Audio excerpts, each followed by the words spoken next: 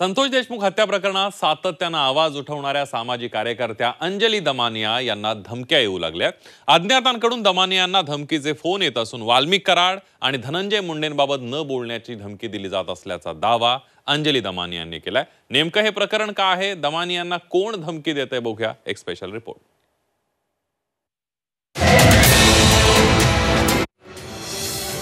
धनंजय मुंडे आणि वाल्मिक कराडवर बोलू नका, अंजली दमानियांना धमकीचा फोन।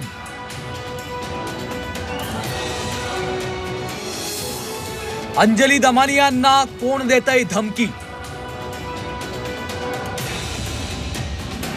संतोष देशमुखांच्या हत्या प्रकरणातल्या आरोपींविरोधात सामाजिक कार्यकर्त्या अंजली दमानियांनी आवाज उठवला होता।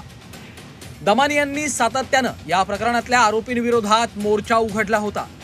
मात्र आता अंजली दमानियांना धमकी देण्यात आल्याचा धक्कादायक प्रकार समोर आलाय। अंजली दमानियांना फोन करून धमकी देण्यात आल्याचं समोर आलेलं आहे।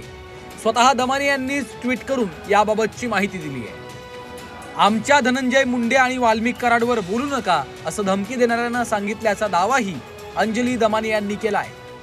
सगळ्या गुन्हेगारांना बाहेर पडण्याचा मार्ग म्हणजे बेल, आणि आता त्याचंच काही ग्राउंड्स बनवताना आपल्याला दिसत आहेत। मेडिकल ग्राउंड्सवर अशा ठणठणीत व्यक्तीला बाहेर काढण्यासाठी ICU मध्ये ॲडमिट केलंय म्हणून दाखवलंय, तर त्यांना काहीही झालं नाही। खंडणी मागताना, धमक्या देताना, जीवे मारण्याच्या धमक्या देताना ते ठणठणीत होते ना, तर अशा लोकांना कुठली दया मया गया न दाखवता त्यांना ताबडतोब त्यांच्या ज्या टेस्ट झाल्या आहेत ना काल, ते सगळे रिपोर्ट सार्वजनिक करा।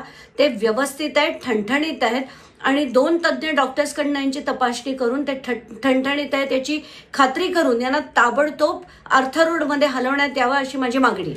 अंजली दमानिया यांनी संतोष देशमुख हत्या प्रकरण लावून धरलं होतं। वाल्मिक कराडच्या राजकीय कनेक्शनवरूनही अंजली दमानियांनी गंभीर आरोप केले होते।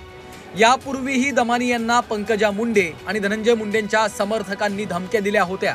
सोशल मीडियावर दमानियांचा मोबाईल क्रमांकही जाहीर करण्यात आला होता।